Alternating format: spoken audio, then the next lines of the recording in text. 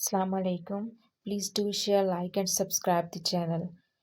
सीढ़ियों के साथ लगे कदआदम आईने के सामने खड़ी वो कान में झुमका पहन रही थी। झुमका चांदी का था, उसके सिल्वर चूड़ीदार पाजामे जैसा, और सब्ज कमीज पे भी ऐसा सिल्वर काम था। और दुपट्टा तो यूं था जैसे सब्ज आसमान पे तारे बिखरे हों। छोटी आस्तीनों से इसके गोरे गदास बाजू का नुमाया थे, और नाजुक कलाइयों में भर भर के सिल्वर और सब्ज चूड़ियाँ। हल्का सा मेकअप और सुनहरे भूरे बाल सीधे शानों पे बिखरे हुए थे। झुमका कान में जाके ही नहीं दे रहा था। वो चूड़ियों भरे दोनों हाथों से झुमके को कान के सुराख में डालने की कोशिश कर रही थी जब बाहर लॉन में सब जमा थे। मंगनी का फंक्शन शुरू हो चुका था और हर एक की तैयारी रहती थी। ओफो! उसने झुंझलाकर झुमका कान से हटाया। कान की लो सुर्ख पड़ चुकी थी। अब क्या करूं? इसी पल आईने में उसके पीछे फवाद का चेहरा उभरा। फवाद भाई! वो हैरान सी पलटी। आप इधर? सब तो बाहर हैं। तुम भी तो इधर हो। वो इसके बिल्कुल सामने आ खड़ा हुआ। ब्लैक सूट में वो इतना स्मार्ट बंदा बिना पलक झपके जैसे मबहूत सा उसे देखे जा रहा था। उसकी नजरें बिला इरादा ही झुक गईं। तुम कितनी खूबसूरत हो महमल। महमल का दिल जोर से धड़का। उसने बमुश्किल पलकें उठाईं। वो उन्हीं मखमूर निगाहों से उसे देख रहा था। उसकी निगाह की हिद्दत से उसके रुखसार सुर्ख पड़ने लगे। वो वो झुमका नहीं पहना जा रहा। वो घबरा कर जैसे इधर उधर देखने लगी। इधर दिखाओ। फवाद ने उसके हाथ से झुमका लिया, जरा झुका और एक हाथ से उसका कान पकड़ा, दूसरे से झुमका डाल दिया। लो, इतनी सी तो बात थी और तुमने पूरा कान सुर्ख कर डाला। उसने नर्म लहजे में कहते होले से उसके भूरे बालों को छुआ और फिर पीछे हट गया। वो भी संभल कर झुमके का सहारा लगाने लगी। एकदम ही फवाद कुछ कहे बिना बाहर निकल गया, और जो कुछ पहले लम्हों के फंसों में खोई थी चौंक कर पलटी। वो दरवाज़ा बंद करके जा चुका था। ये क्या? वो उलझकर आईने की तरफ पलटी तो ठठक कर रुक गई। हसन सीढ़ियों के ऊपर खड़ा तीखी नज़रों से उसे देख रहा था। वो गड़बड़ाकर जल्दी-जल्दी बालों में ब्रश फेर कर जाने लगी, मगर हसन सीढ़ियाँ तेज़-तेज़ फलांगता नीचे आया और अगर आज के बाद मैंने तुम्हें फवाद से 10 फुट के करीब भी देखा तो टांगे तोड़कर घर बिठा दूंगा, समझी? गुस्से से उसकी कलाई पकड़कर उसने इतनी जोर का झटका दिया कि वो चीख पड़ी। हसन भाई! आई समझ या नहीं? उसने दोबारा झटके देकर इसकी कलाई छोड़ी और एक गुस्सीली निगाह डालकर लंबे लंबे टक भरता बाहर निकल गया। वो साकत सी अपनी जगह खड़ी रह गई। उसकी सब्ज चूड़ियों वाली कलाई थामी थी और आधी से ज्यादा चूड़ियां तड़ तड़ टूट कर गिरने लगी थीं। बहुत सा कांच उसे चुभ गया था और जगह जगह से खून के कतरे रिसने लगे थे। ये हसन भाई, उन्हें क्या हुआ? वो दुख से अपनी जख्मी कलाई देखती रह गई। सब्ज कांच के टुकड़े फर्श पे बिखरे हुए थे। उसकी आंखों में आंसू थे। यतीम होने का मतलब क्या ये है कि जिसका दिल चाहे उस पे हाथ उठाएगा? वो आंसू पीती अंदर लगे जख्मों को बमुश्किल बर्दाश्त का मरहम लगाती झुककर कांच चुनने लगी। दिल चाह रहा था कि खूब रोए, मगर खुद को संभाले वो दूसरी चूड़ियां पहनकर बाहर आ गई। सिद्रा बड़े से सोफे पर दुल्हन की तरह सजी संवरी बैठी थी। आम सी शक्ल की सिद्रा बहुत मेकअप के बावजूद भी आम ही लग रही थी। उसका मंगेतर कदरे मोटा था और खासा शर्माया हुआ भी। उसमें कुछ ऐसा ना था कि कोई भी मुतासिर होता, और निदा और सामिया तो मुस्कुरा मुस्कुरा कर दिल जले तबसरे भी कर रही थीं। सुनने में आया था कि मेहताब ताई की किसी सेकंड कज़न का बेटा था, यहीं इस्लामाबाद में एक अच्छी पोस्ट पे काम कर रहा था। जाने कब रिश्ता आया और बात हुई, और इसे और मुसर्रत को तो गैरों की तरह खबर दी गई थी। लॉन में कमकमों और रोशनियों की बहार थी। वो जिस वक्त बाहर आई तो रस्म हो रही थी और समधने एक दूसरे को मिठाई खिला रही थीं। सब हंस बोल रहे थे। वो खामोशी से घास पे चलती हुई एक कुर्सी पे आ बैठी। उसका दिल उदास और आंखें गमगीन थी। फवाद भी वहीं स्टेज पे किसी की बात पे हंसता हुआ अपने बहनोई को मिठाई खिला रहा था। महमल ने इर्द गिर्द मुतलाशी निगाहों से देखा। स्टेज के सामने घास पे साड़ी में मलबूस फिजा अपनी किसी जानने वाली खातून से हसन का तारुफ करवा रही थी। हसन के बाजू को थामे वो बहुत फख्र से उसके मुतल्लिक बता रही थीं, और वो मुस्कुराते हुए इस खातून से बात कर रहा था। उसने भी ब्लैक डिनर सूट पहन रखा था और बिलाशुबा वो भी गुड लुकिंग लग रहा था। محمل نے دکھ سے اسے دیکھا۔ اس پل اسے حسن سے بڑا منافق اور دوگلا شخص کوئی نہیں لگا تھا۔ حسن نے اس کی نازک کلائی کو ہی نہیں، اس کے دل کو بھی زخمی کر دیا تھا۔ سارے فنکشن کا مزہ خراب ہو گیا تھا اور وہ اتنی بددل اور غمزدہ بیٹھی تھی کہ احساس ہی نہیں ہوا کب وسیم اس کے ساتھ آ کھڑا ہوا۔ آج کتنوں کو گرانے کا ارادہ ہے سرکار؟ وہ ایک دم بہت قریب آ کر بولا تو وہ اچھلی۔ وہ اپنے ازلی لوفرانہ انداز میں مسکرا رہا تھا۔ بڑے لشکارے یا چھوٹی کزن خیریت؟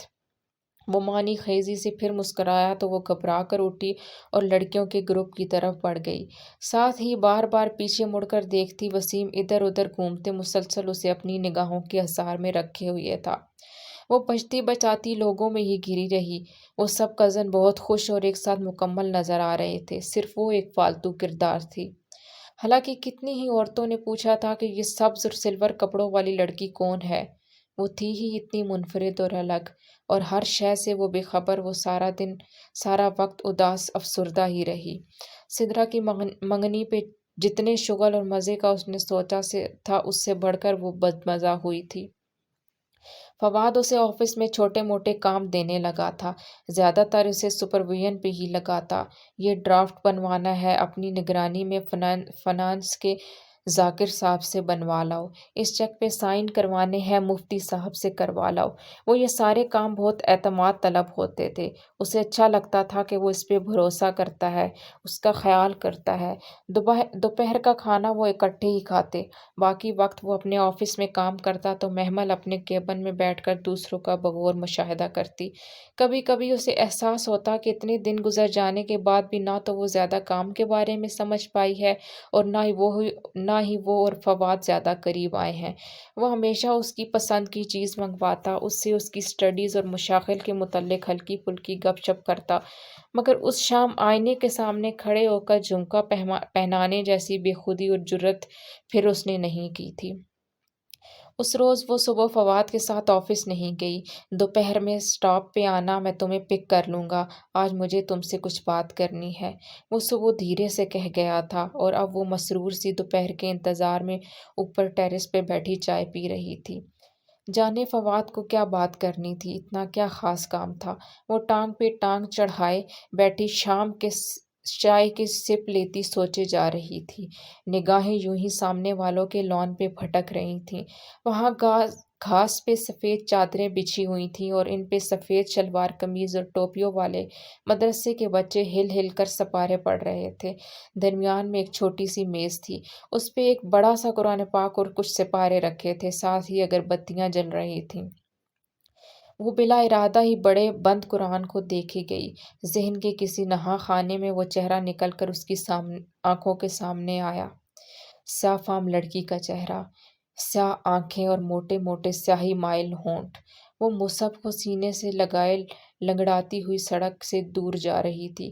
کبھی کبھی اسے وہ منظر یاد آتا تو اسے یوں لگتا کہ شاید جاتے سمے اس کی سیاہ آنکھوں میں آنسو تھے۔ وہ کیوں رو رہی تھی، وہ سمجھ نہ پائی۔ اس طرح بچے ہل ہل کر سپارے پڑھ رہے تھے۔ اس نے دیکھا کونے میں بیٹھے ایک بچے نے سپارے کا صفحہ الٹتے ہوئے احتیاط سے ادھر ادھر دیکھا اور پھر 2 صفحے الٹ دیے۔ چند لمحے بعد اس نے پھر نگاہ آس پاس گھمائی اور کسی کو متوجہ نہ پا کر 3 صفحے پھر سے اکٹھے الٹ دیے اور پھر بلند آواز میں لہک لہک کر پڑھنے لگا۔ نہ چاہتے ہوئے بھی محمل ہنس تھی۔ وہ چھوٹا سا بچہ اپنی دانست میں اپنے ارد گرد کے لوگوں کو دھوکہ دے رہا تھا، یا شاید رب کو، وہ جان نہ پائی۔ بچے آہستہ آہستہ اٹھ کر سپارے رکھنے لگے، یہاں تک کہ سارے سپاروں کا واپس میز پہ ڈھیر لگ گیا تو قاری صاحب نے قریب کھڑے ملازم کو اشارے سے اپنی طرف بلایا۔ قرآن خوانی ہو چکی ہے، بریگیڈیئر صاحب کو بلا دیجیے کہ دعا میں شرکت کر لیں۔ ملازم سر ہلا کر اندر چلا گیا اور وہ فواد کو بھول کر دلچسپی اور تجسس سے ریلنگ پہ چھکی ساری کارروائی دیکھ رہی تھی۔ چائے کا کپ اس نے ایک طرف رکھ دیا تھا۔ چند منٹ بعد ملازم دروازہ عبور کر کے لان میں اتر آیا۔ قاری صاحب جو منتظر بیٹھے تھے سوالیہ نگاہوں سے اسے دیکھنے لگے۔ سر کہہ رہے ہیں کہ وہ بزی ہیں، دعا میں شرکت نہیں کر سکتے، مگر آپ کا شکریہ کہ آپ نے قرآن پڑھ دیا۔ سر کہہ رہے ہیں انہیں سکون نہیں ہے، باقی سب ٹھیک ہے، بس یہی دعا کروا دیں کہ انہیں سکون مل جائے۔ قاری صاحب نے گہری سانس لی اور دعا کے لیے ہاتھ اٹھا دیے۔ وہ جیسے شاکڈ سی سارا منظر دیکھ رہی تھی۔ دل میں نامعلوم سا افسوس اتر آیا تھا، ایک عجیب سا احساس ندامت، ایک عجیب سی بے کلی۔ وہ اس احساس کو کوئی نام نہ دے سکی تو چائے کا کپ اٹھائے نیچے اتر آئی، اور پھر دوپہر تک وہ اس واقعے کو بھول چکی تھی۔ اور اسٹاپ پہ مقررہ وقت پہ فواد کی مرسڈیز آتی دکھائی دی تو وہ خوش اور پرجوش سی بینچ سے اٹھی۔ کیسی ہو؟ وہ دروازہ کھول کر اندر بیٹھی تو مسکرا کر جیسے بےتابی سے پوچھ رہا تھا۔ ٹھیک ہوں فواد بھائی، آپ کیسے ہیں؟ وہ سادگی سے کہہ کر بیگ کندھے سے اتار کر پیچھے رکھنے لگی۔ اپنے انداز سے اس نے کبھی فواد پہ ظاہر نہیں کیا تھا کہ وہ اس کے جذبات تک رسائی حاصل کر چکی ہے۔ وہ ہمیشہ خود کو اس کے احسانوں کے بوجھ تلے ممنون ظاہر کرتی تھی۔ آج کا دن بہت اسپیشل ہے محمل، وہ کار سڑک پہ ڈال کر بہت جوش سے بتا رہا تھا۔ آج مجھے تم سے بہت کچھ کہنا ہے۔ جی کہیے۔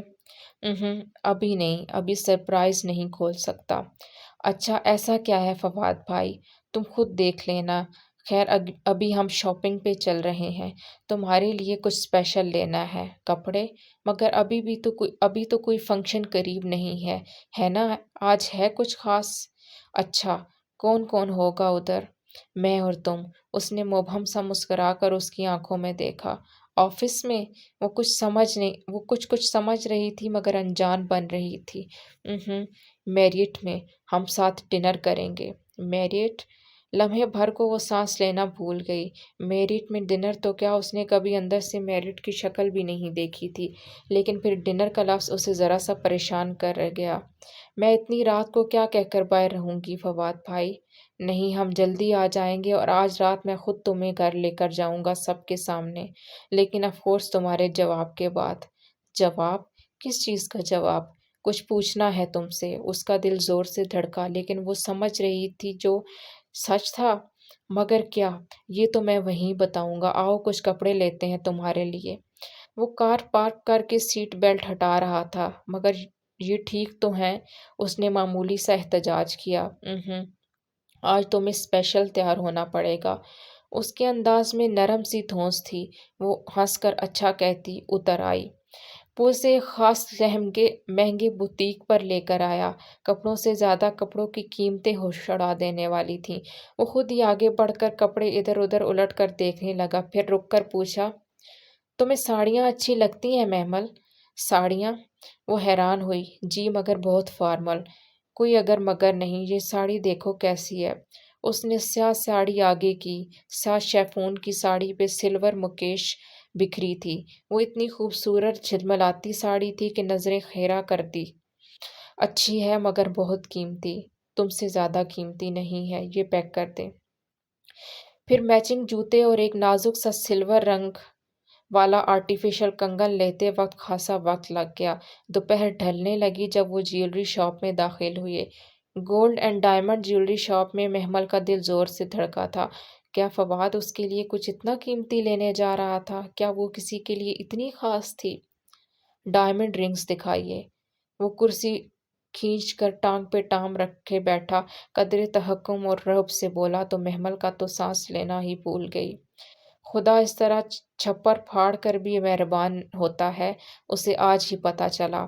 معمر باریش سونار صاحب نے فوراً کچھ کیس سامنے کیے اور جیسے جیسے وہ سیاہ کیس کھولتے جا رہے تھے، جگر جگر کرتی ہیرے کی انگوٹھیاں اس کی آنکھیں چندھیا رہی تھیں۔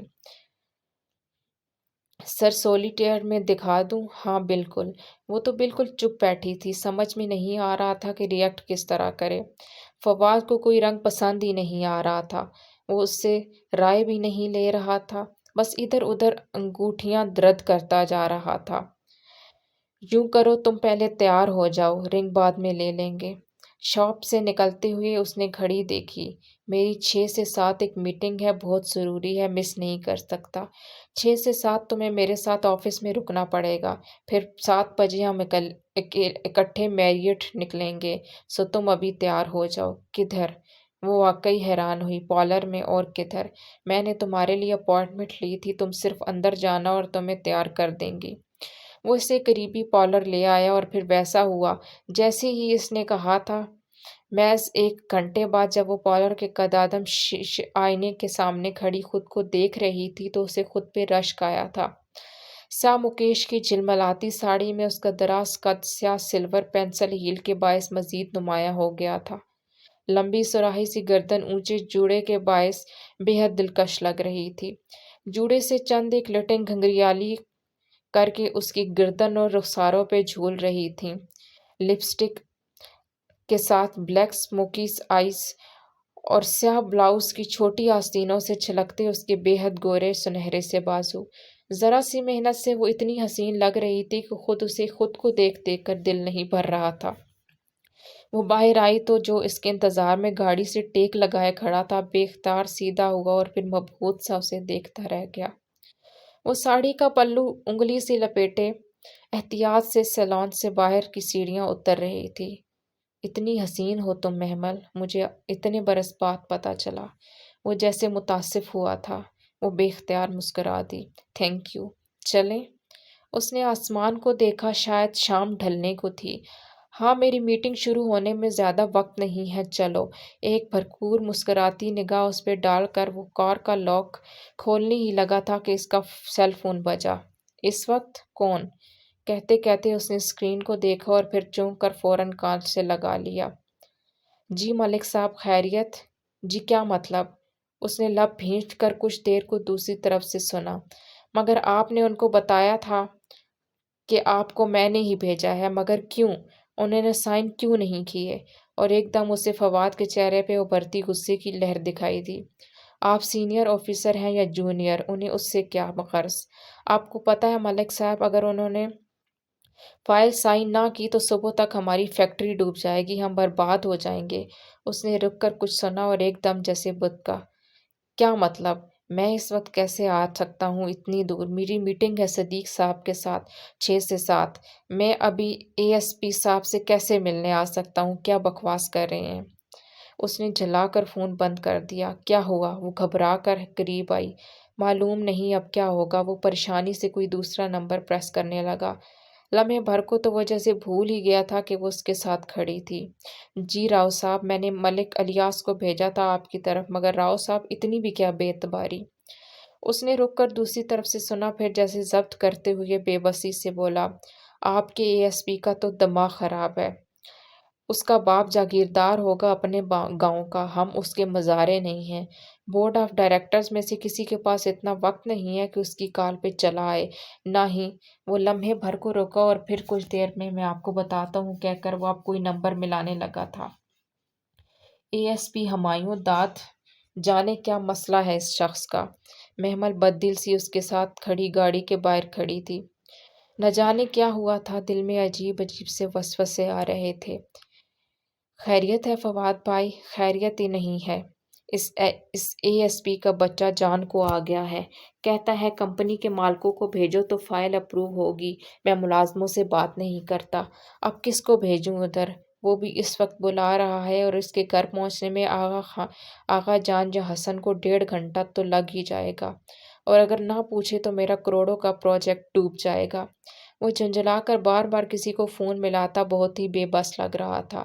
اب یہی حل ہے کہ میں ابھی اس کے پاس چلا جاؤں اور واپس آ کر صدیقی صاحب سے میٹنگ کر لوں۔ اور ڈنر کینسل؟ اس کا دل جیسے کسی نے مٹھی میں لے لیا تھا۔ کرنا پڑے گا محمل۔ اس نے ہاتھ روک کر محمل کا تاریک چہرہ پڑھا تھا۔ آئی ایم سوری، میں تمہیں ہرٹ نہیں کرنا چاہتا تھا، مگر میری مجبوری ہے۔ وہ ملازموں سے بات نہیں کرے گا، گھر کے ہی بندے کو جانا پڑے گا۔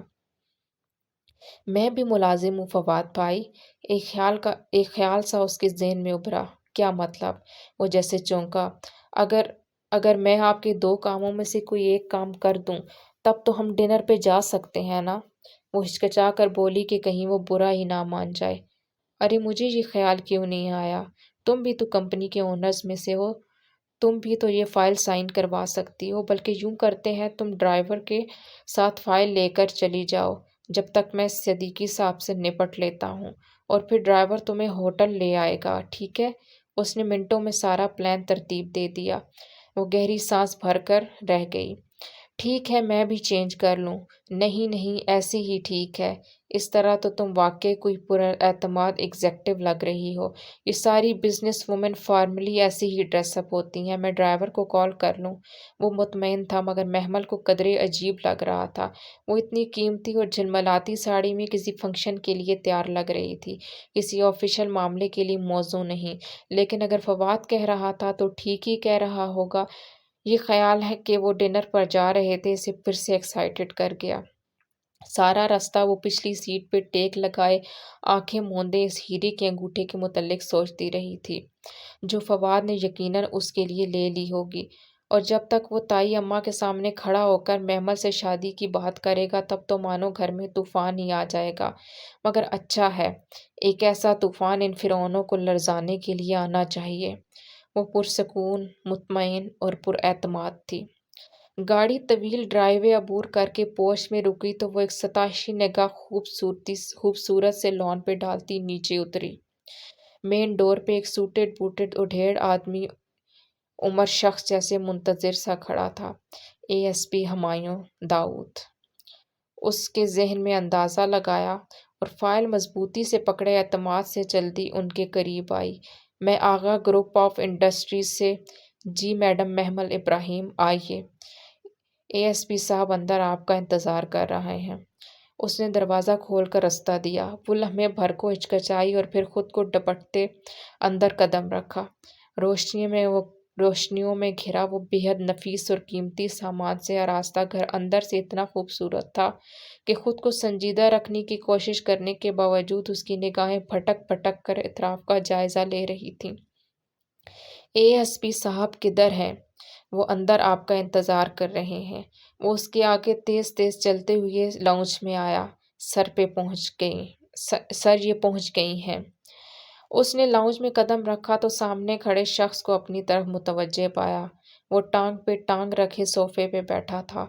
ہینڈسم مگر مغرور نقوش والا چہرہ، جیل سے بال پیچھے کیے، بلیک کوٹ میں ملبوس جس کے اندر سفید شرٹ کے 2 بٹن اوپر کے کھلے تھے۔ ایک ہاتھ میں اورنج جوس سے بھرا وائن گلاس پکڑے وہ بغور اسے اندر آتا دیکھ رہا تھا۔ ایک لمحے کو تو محمل کے قدم ڈگمگائے۔ اس کا بالا زیادہ تر گھر کے لڑکوں سے ہی پڑا تھا۔